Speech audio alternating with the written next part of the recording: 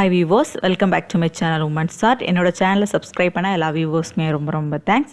நாம் இன்றைக்கி ரங்கூன் மல்லி யூஸ் பண்ணி எப்படி நாம் மாலை கட்டுறது அப்படின்ட்டு பார்க்க போகிறோம். இதில் நம்ம த்ரெட்டு யூஸ் பண்ண போகிறது கிடையாது. இந்த பூ விரிஞ்ச அப்புறம் எப்படி இருக்குன்னு பார்த்துக்கோங்க. இந்த மாதிரி தான் இருக்கும். இந்த பூவோட மொட்டு வச்சு தான் நான் இன்றைக்கி கட்ட போகிறேன். பூ பார்த்துக்கோங்க. இந்த பூ வச்சு நம்ம இன்றைக்கி எப்படி பூ த்ரெட் இல்லாமல் கட்டுறது அப்படின்ட்டு பார்க்கலாம். ஃபஸ்ட்டு நாம் 2 பூ எடுத்துக்கலாம். 2 பூ எடுத்துக்கோங்க. எடுத்துட்டு கீழே ஒரு பூ வச்சுக்கோங்க. அதுக்கு மேலே இந்த மாதிரி ஒரு பூ வச்சுக்கோங்க. இந்த மாதிரி கரெக்டாக க்ராஸாக வச்சுக்கோங்க. வச்சுட்டு இந்த நேராக வச்சுருக்கோம் பார்த்தீங்களா பூ, அந்த பூவோட தண்டை இந்த மாதிரி மேல் பக்கமாக விடுங்க. கரெக்டாக மேல் பக்கமாக விட்டுட்டு மேலேருந்து கீழ்ப்பக்கமாக இந்த மாதிரி எடுத்துட்டு அதை தண்டை சைடில் நம்ம இனி எடுத்துடணும். இந்த மாதிரி ஒரு பின்னல் மெத்தட் மாதிரி தான் வரும். ரொம்பவே ஈஸியாக இருக்கும் கட்டுறதுக்கு. நீங்கள் கரெக்டாக பார்த்துக்கோங்க. அப்போ தான் உங்களுக்கு தெளிவாக புரியும். ஃபஸ்ட்டு ஒரு பூவை இந்த மாதிரி வச்சுக்கோங்க. இப்போ 2 தண்டு இருக்குது. அந்த 2 தண்டுக்கு மேலே இந்த மாதிரி வச்சுட்டு நம்ம எந்த பூ கட்டுறோமோ அந்த பூவோட தண்டை இந்த மாதிரி மேல் பக்கமாக எடுத்துக்கோங்க. எடுத்துச்சு அதை அப்படியே ஃப்ரெண்டில் கொண்டு வந்துடுங்க. நம்ம ஃபஸ்ட்டு கட்டின பூவுக்கும் இப்போ வச்சுருக்க பூவுக்கும் இடைப்பட்ட இடத்தோடி பார்த்துக்கோங்க. அதுக்கு 2க்கும் சென்டரோடி மின்பக்கமாக கொண்டு வந்துட்டு அந்த தண்டை அப்படியே சைடில் இந்த மாதிரி எடுத்து விட்டுருங்க. இவ்வளோதான்.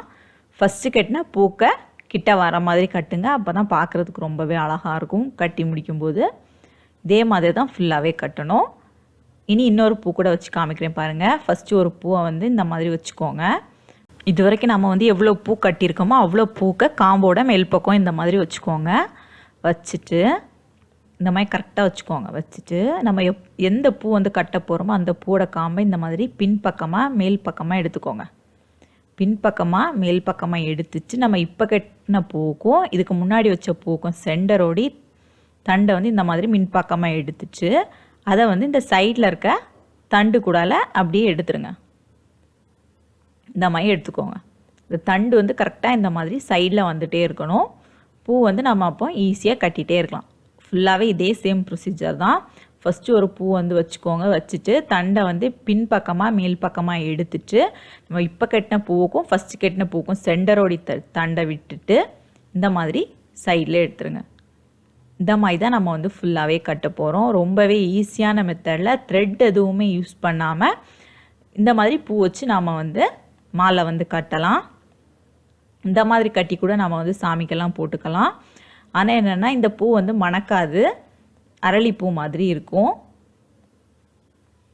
பார்த்துக்கோங்க. ஃபுல்லாகவே அதே சேம் ப்ரொசீஜர்லேயே கட்டுங்க. கட்டிகிட்டே இருக்கும்போது உங்களுக்கு ஸ்பீடாகிட்டே வந்துடும்.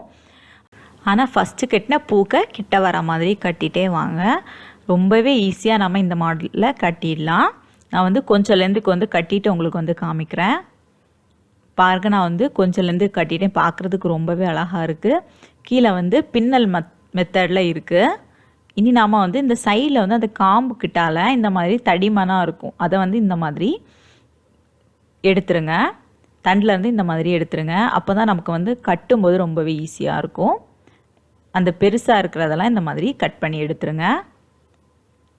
இனியும் நாம் கட்டிகிட்டே வந்துடலாம். அந்த தடிமனாக வர்றதை அது கிட்டால் நம்ம பூச்சி கட்ட வரும்போது அதை நம்ம கட் பண்ணி எடுத்துடலாம். ஃபுல்லாகவே அதே சேம் ப்ரொசீஜரில் கட்டிகிட்டே வாங்க.